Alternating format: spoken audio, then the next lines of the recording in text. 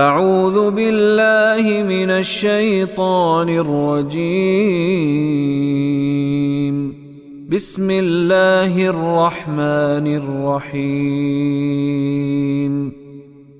لن يضروكم إلا أذى وإن يقاتلوكم يولوكم الأدبار ثم لا ينصرون.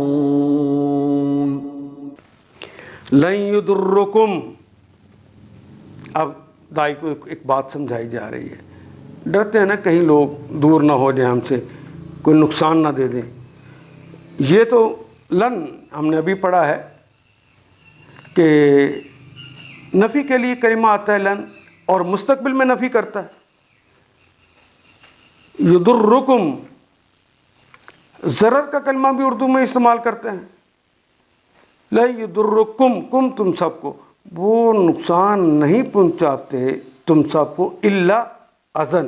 اذن کہتے ہیں اذیت کو، چھوٹا موٹا کوئی نقصان. اذا یا ازا،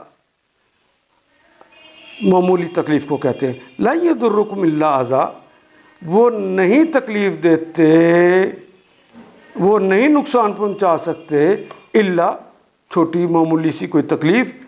وَإِن يُقَاتِلُكُمْ، ان اگر، یقاتلکم، قاتلا اس نے قتل کیا، یقاتلو وہ قتل کرتا ہے یا کرے گا، کم تم سب کو، یولکم، واللہ یولو کہتے ہیں منہ پھیر لینے کو، واو لام، لام سے یہ کلمہ نکلے گا. واللہ یولو، ناصرہ ینصرو اس کا باب ہے. یولوکم تم سب کو، ان یقاتلکم اگر وہ تم سے قتال کرتے ہیں، یولکم تو تم سے پھیر لیں گے، الادبار اپنی پیٹھوں کو. دبر کی جمع ہے ادبار. دبر عربی میں کہتے ہیں پیٹھ کو. وہ اپنی پیٹھوں کو پھیر لیں گے. ثم پھر، یہ بھی 1.5 میں سے ہے، بار بار آنے والا کلمہ.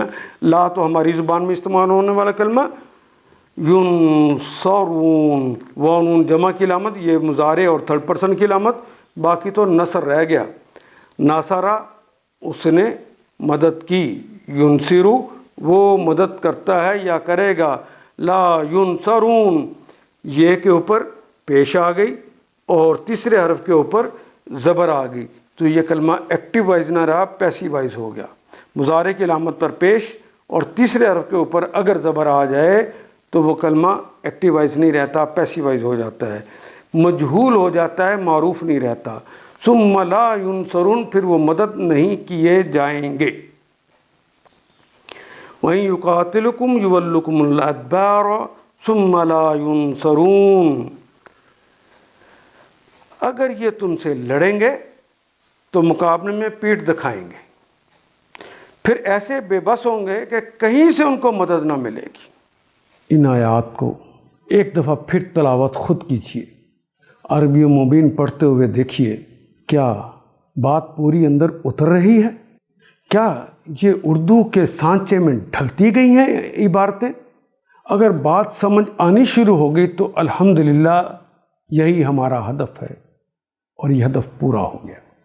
اللہ میرا اور آپ کا حامی و ناصر. الف لام